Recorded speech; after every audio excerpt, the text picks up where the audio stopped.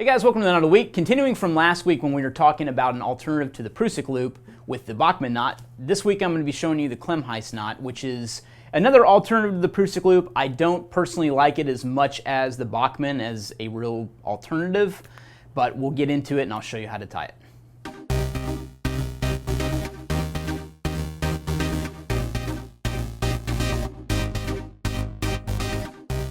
Alright guys, the Klemheist knot, or aka the Hedon knot, whichever way you want to refer to it, is an alternative to the Prusik loop. The way you would start this knot, again, is with a Prusik loop.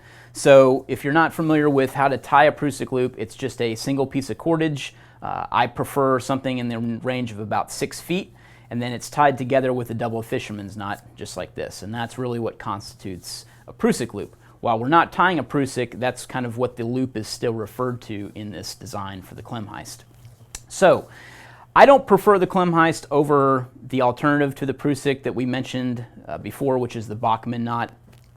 I think that the Klemheist works. There's nothing wrong with it, but it, again, just like the Bachmann knot, it's unidirectional, which means it can act as an auto block or in a ascent situation to provide a friction hitch onto the main line that you're climbing with. But when friction or tension is applied to the main line with the Klemheist knot, as you'll see in a second, you're only going to get that when it's downloaded or when the friction or weight is coming from below, which is attached to your harness. So the first step is to offset the barrel knot or the double fisherman's knot in the line, and I'll get into why you do that in a second. But you want about a foot offset, and what I mean by offset is that you don't want to start with one end like this and then one end with this loop. You want to just kick this off a little bit like that so that this is one end of this is one side of the bite and this is another bite on the other side. So what I'm going to do is, this is again the main line, I'm going to come underneath it just like so. So I'm starting about here. You can see how much slack is left on this side. So what I'm going to do is I'm going to start wrapping up. So wrap up about 4 times.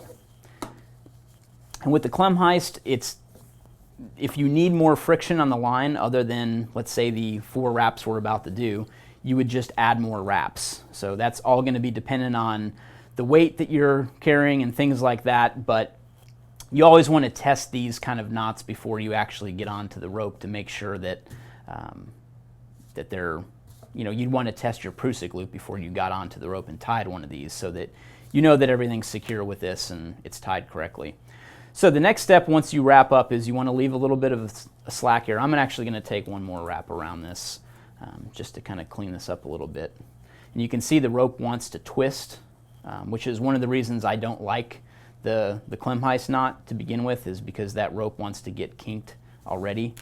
So then you're going to take the standing part, or that standing bite, and pass it through that top bite and then pull down on it.